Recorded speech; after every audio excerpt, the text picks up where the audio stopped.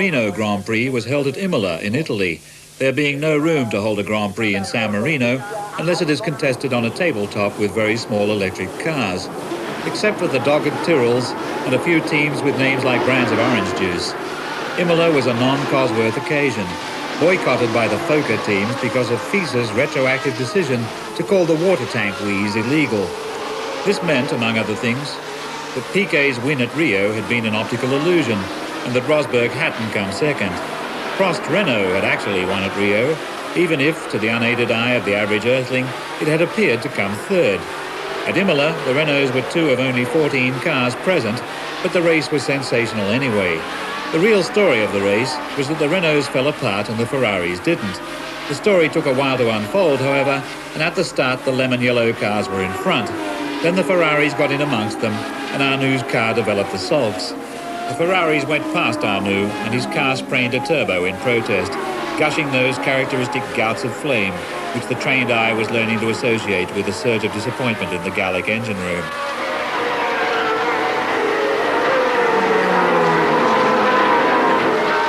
The Ferraris swept on. They should have swept on as per team orders, with Villeneuve first and Pironi second.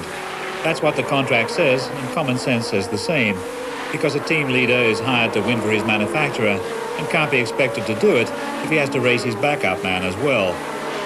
The late Ronnie Peterson once spent a whole season coming second to Mario Andretti when they were both driving for Lotus. Peterson was at least as fast as Andretti and would have been glad to prove it, but his signature meant more to him than glory. But that was another age. Pironi decided to have it out with Villeneuve.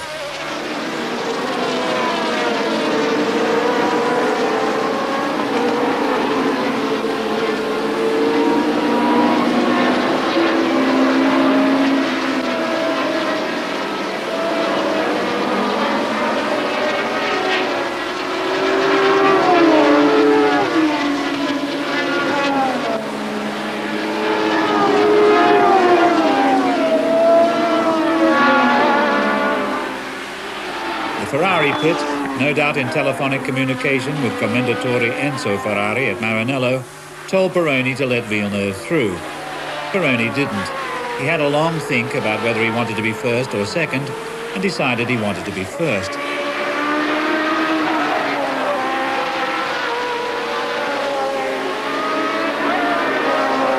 The resulting scrap, with Villeneuve sometimes ahead but more often not, was very thrilling for the spectators, but its effect on Villeneuve was unhealthy at the time, and to hindsight seems tragic. If he had managed to beat Pironi, things might have been different, but he didn't, so only Pironi finished the day with a light heart.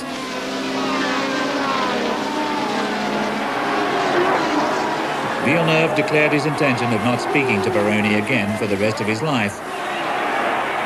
The quarrel would have faded away with time, but alas, Villeneuve had no time.